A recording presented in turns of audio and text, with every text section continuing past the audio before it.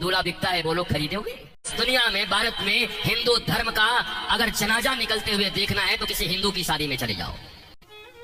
शास्त्र कहता है सूर्यास्त के बाद वेद के मंत्र पढ़े नहीं जा सकते। तुम राक्षसों की तरह अर्धरात्रि में विवाह कर रहे हो। अरे वो काल कुछ और था जब मुगल तुम्हारे यहाँ थे।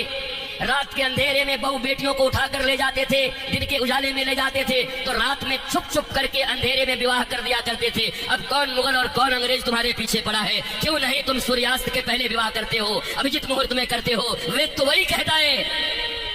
तो तुम्हें तो ये भी ज्ञान नहीं है। हिंदू धर्म का डंका लेके घूमते चल रहे हो, डंका पीट रहे हो हिंदू धर्म का। तुम्हारे विवाह में देवताओं का कितना अपमान होता है। अरे विवाह में दो प्रकार के कार्ड बनाओ। विवाह एक संस्कार है, विवाह एक यज्ञ है। अरे भैया खाने पीने खिलाने वाले के लिए एक दिन रिसेप्शन जो करते हो कर दिया करना, पर विवाह में बड़े लिमिटेड लोगों को बुलाया करो। अपने अपने परिवार, वो भी जो सनातन संस्कृति को मानते हैं, पवित्र रहते हैं। विवाह संस्कार में देवता आते हैं तुम्हारे द्वारा किए गए यज्ञ के भाग को लेने के लिए। अरे नाक पोछते हुए, कान खुजाते हुए, पता नहीं क्या क्या करते हुए अगर तुम किसी को भोजन दो तो तुम्हारा बच्चा भोजन नहीं करता। ऐसे ऐसे आंख करके बच्चे को दो, छी मम्मी कितनी गंदी हो तुम। और देवता आते हैं तुम्हारे बेटे और बेटियों के विवाह में। वो एक यज्ञ होता है। कोई शराब पी के खड़ा होता है, कोई गांजा पी के खड़ा होता है, कोई गुटके खाए रहता है, चमड़े के बेल्ट पहने रहते हैं, जूते पहने रहते हैं। 3 घंटे तक दूल्हा उपवास नहीं रह सकता। कोई फूफा बन के पेप्सी ढकेल देता है, कोई जीजा बन के कोक ढकेल देता है। अरे आज 3 घंटे जो अपने सिया को, अपनी जानकी को पाने के लिए उपवास तक नहीं कर सकता, वो क्या पालेगा अपनी पत्नी को, धर्म पत्नी को? ये कोई विवाह है? ये कोई सनातन संस्कृति है? और इसी को तुम विवाह कहते हो। विवाह यज्ञ है, यज्ञ है। इसलिए हमारे यहाँ तलाक और डिवोर्स का कोई सिस्टम नहीं है। उनके यहाँ विवाह एक एग्रीमेंट है, आज हुआ है कल तोड़ देंगे।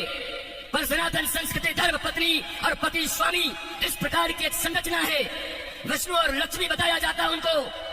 तुम कौन सा विवाह कर रहे हो? अंग्रेजों के पिट्ठुओं, अंग्रेजों के गुलाम बड़े बन गए हो। भारत के पैसे खा करके उन पैसों से भारत को ये दिखा रहे हो अंग्रेजों और पाश्चात्य संस्कृति की तरह विवाह करके साधारण भारतीयों के मन में लोभ उत्पन्न कर रहे हो।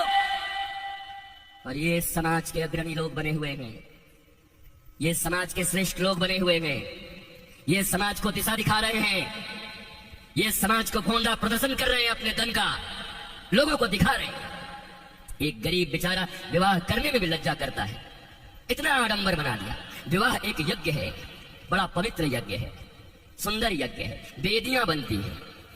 हमारे यहाँ दूल्हे दुल्हन उनके वस्त्र कैसे होते थे देखो। आज के 50 साल पहले ही देखो ना, 50 साल पहले के फिल्म देख लो बॉलीवुड में, तो समझ जाओगे कैसे वस्त्र पहन करके विवाह करता हमारे यहाँ पर। क्योंकि बॉलीवुड भी या सिनेमा भी समाज का दर्पण होता है। और अब बदले हुए बॉलीवुड को देख लो कि अब कैसे विवाह करते हैं।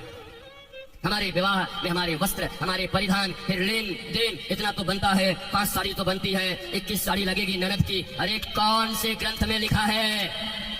कोई माई का लाल भारतवर्ष में किसी शास्त्र में मुझे दिखाए? कहाँ लिखा है ये लेन देन? तुम्हारी बुढ़िया पुराण में होगा। लोभियों के बनाए गए कानून, लोभियों के बनाए गए नियम।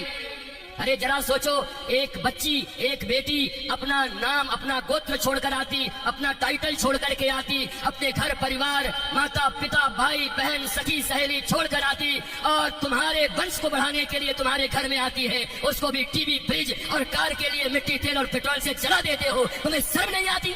भारतवर्ष में जन्म लेकर बैठे हो। तुम्हारी बाजुओं और भुजाओं में अगर शक्ति है तो अपने पैसे से कार खरीद लो, अपने पैसे से फ्रिज खरीद लो।